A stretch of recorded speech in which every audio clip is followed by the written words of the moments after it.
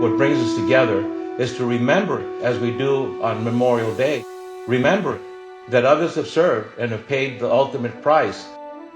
I salute for my son, Pete. He was doing intelligence work, collecting the information that was needed to keep everyone else around that base safe. The worst thing that you can imagine is having somebody come and tell you that your son's been killed. I salute for my son, Sergeant Daniel Taluzzi, who served in Iraq in 2006. The insurgents had launched mortars over the aviation wall, and a piece of shrapnel the size of a quarter caught Daniel behind the right ear. War makes you so hard. This was my best friend who had died, and all I had was one tear to shed. Stephen was truly one of our heroes. I took up the cause to get Stephen an award of valor. I got to live, I got to come home.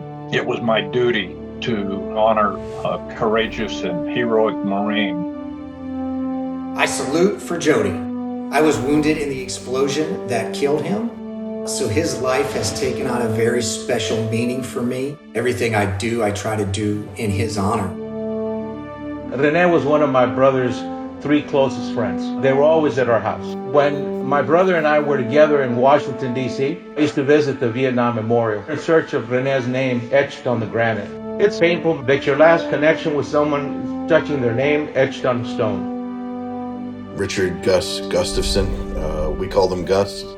He's one of my best friends, more like a brother. As long as your memory is kept alive, you're never truly gone. Everyone that served and gave their life had meaning, and it mattered. The good times always bring a smile to my face when I think of them. One of the ways that these people are remembered is you say their name out loud.